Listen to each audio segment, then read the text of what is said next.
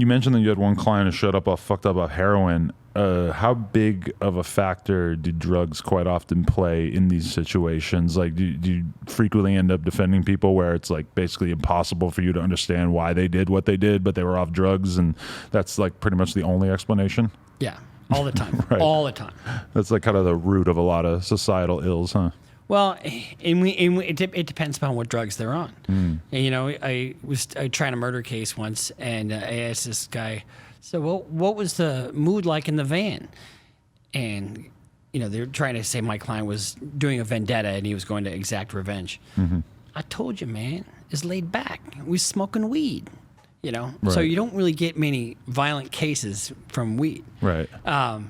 When you have somebody that's on a lot of prescription stuff or meth, there's completely irrational, super demanding. You know, when you have other kinds of cases, you know, like people who have like criminal sexual conduct issues, those are probably the easiest people to deal with because they don't want to deal with anything and they don't talk to you. Really? You know, they just kind of hide. Okay, they'll talk to you, but I mean, they don't bug you. You know, very different personality types between the different crimes that you end up dealing with. Big time. Wow, that's interesting. Yeah, there's a lot of rappers who rap about either themselves or people they know doing, you know, Molly when they go out to, you know, do a drill and shoot somebody, basically. That's pretty shocking to me as somebody who has done Molly before. It's like a very, you know, euphoric, fun experience. Very hard for me to imagine taking somebody's life when you're in that state of mind. But I mean, I guess some people just find some comfort in being totally out of their mind when doing something like that. Well, maybe that's what they have to do in order to get to that place. Yeah. And I think also maybe if you took some drug like that while you were aware that you're going to commit a violent act, then maybe the way it's going to affect your brain isn't going to be the same as when you're doing it for just pleasure. But what does that really... It doesn't say great things about your intentions there. No, it doesn't. It says it's premeditated. Yeah. Which is murder one. Definitely. The YNW Melly case, have you spent much time looking at that? We looked at that a little bit, yeah. Right. I think that was one of our first videos, actually. Right. He's a friend of ours and somebody who, when I speak to him on the phone, I mean, you would swear this guy's getting out tomorrow. His attitude is so positive. I mean, even if I had been sitting in prison for 2 years, I mean, even if I thought there was a 90% chance that I'm getting out, I'm still not going to be in this great of a mood. But one of the things that really stood out to me about that one is that the cell phone records, the GPS in the car, these are being heavily weaponized against him to paint this picture of his alleged crimes going down a specific way. Is that the kind of stuff that's sort of constantly coming across your table, that these things that the police are using to prove that people are guilty? The technology is the death knell for a lot of cases. Right. Your cell phone GPS now can track you within like a very, very exact position. Right. And then also photographs.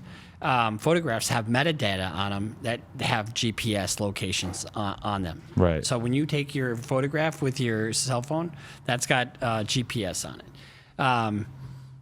And then you've got tower records, you know, and then the social media stuff. All that technology they can really paint a good picture of where you were when. It was tough enough on criminals when it was just DNA. Right. Like, that was a big deal. Right. Now with all the GPS and the phone data and everything, it feels like, you know, if you have a problem with, like, it occurs to me that if you were to want to kill somebody, the only way you're going to be able to really get away with it is if you never become a suspect. Right. Because as soon as you're a suspect and they start looking through your phones, it's just going to be almost impossible for you to explain away why your phone was in that area. Or even if you did leave your phone at home, okay, then you have the car, you have the GPS, and even if you leave the phone at home, it's like, why the fuck did you leave your phone at home for the first time in your entire life? See, better to get it on a bus and put some tape on your phone, put it under a seat on a bus.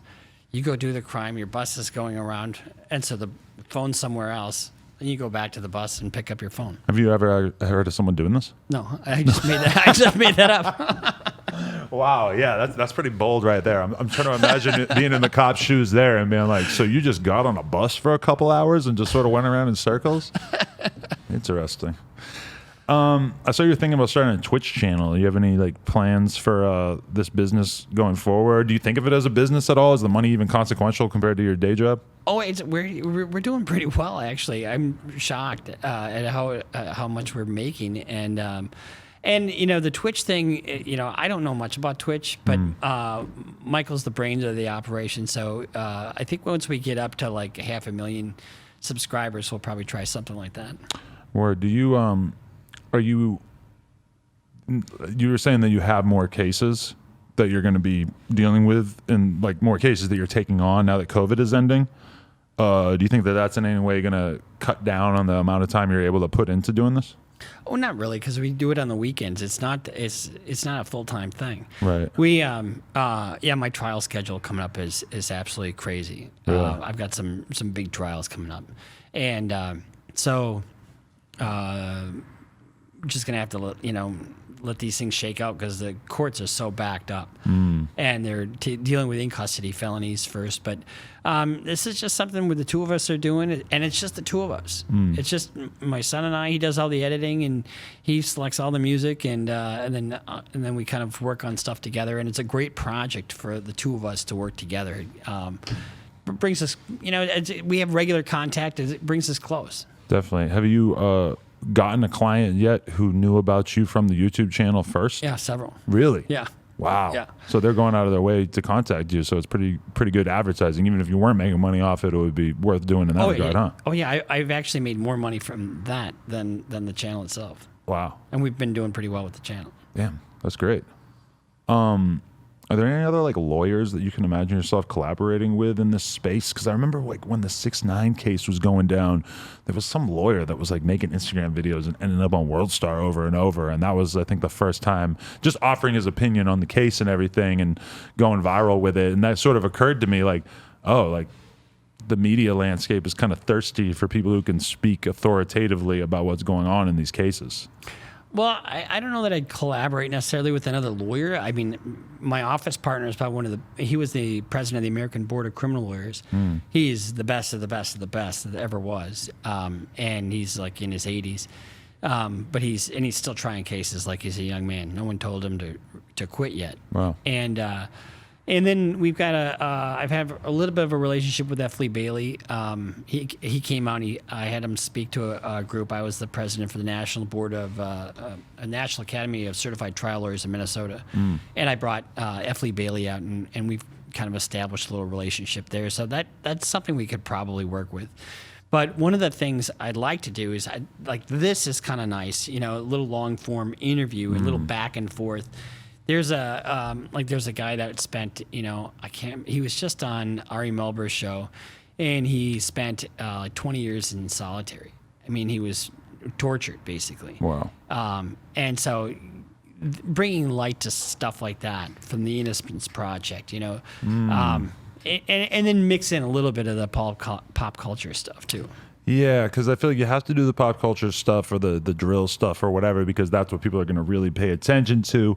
And I think that your channel definitely does provide some value to young people, at least in the fact, like, if somebody, like the viral videos that you've done about the Who I Smoke stuff and everything like that, if you're pointing out things that might not be obvious to a 15 or a 16-year-old kid in terms of how you should carry yourself and what you should not say publicly, I think that you're providing like a big benefit to those people. But yeah, I mean, that could be a way that you would really be able to use your channel for some societal good, is if you were able to like call attention to injustices basically that are being carried out in this whole realm.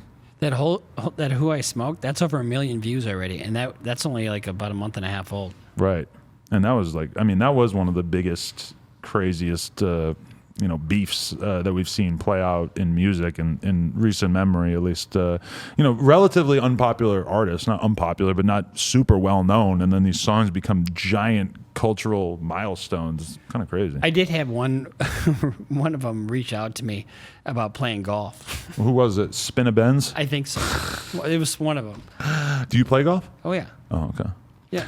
I slowly I'm beginning to feel like my inability to play golf, or the fact that I have no idea to play golf, might damage me as my life goes on, because that seems like that's just what successful guys tend to do. They go out and play golf together. It never hurt me.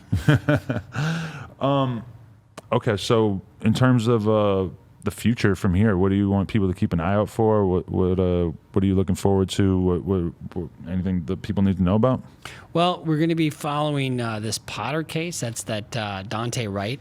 Oh yeah, okay. Wright case. That's the one where she's confused the taser with her 9mm and shot and killed him. So we're going to follow that. We're going to be doing. We got a couple more videos coming out this week actually. But we're going to be doing more of the same, and probably doing some reactions to some of the higher profile cases that Benjamin Crump is chasing around the country. Oh yeah, who's Benjamin Crump?